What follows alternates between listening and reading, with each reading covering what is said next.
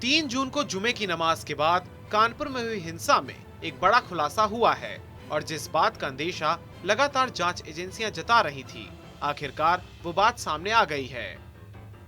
कानपुर में हुई हिंसा के तार अब पाकिस्तान तक जाकर जुड़ने लगे हैं।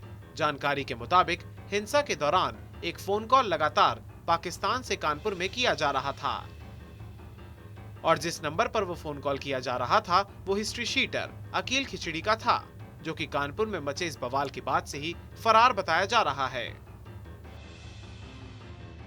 इतना ही नहीं, एसआईटी को पता चला है कि अकील खिचड़ी कानपुर में मौजूद बाबा बिरयानी के मालिक बाबा मुख्तार का भी काफी करीबी है।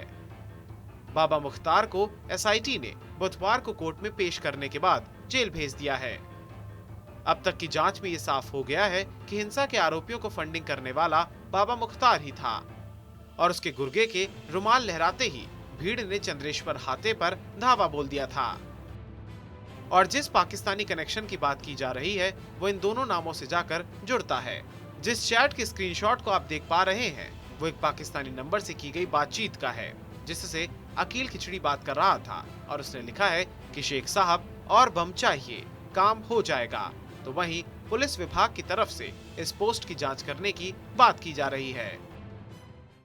सोशल मीडिया में हमें वायरल एक पोस्ट मिली है और उस पोस्ट में कई लोगों के लेफ्ट आउट होने के और कुछ एक दो नंबर भी दिख रहे हैं और साथ में एक हमें पोस्ट मिली है।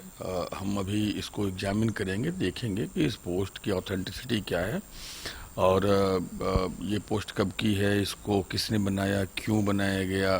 There are so many questions. हम उसको एग्जामिन करेंगे और जैसा जो मेरिट के आधार पे होगा हम करेंगे।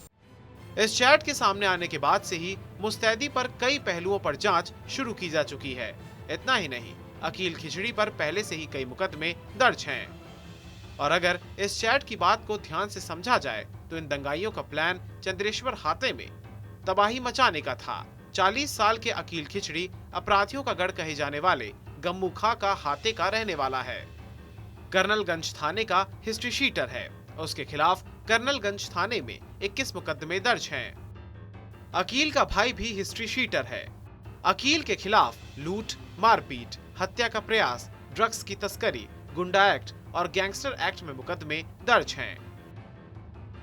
इस मामले में हयात जफर समेत 58 आरोपियों को गिरफ्तार करके जेल भेज दिया गया है और अब तक की जांच में 2 बिंदु सामने आए हैं।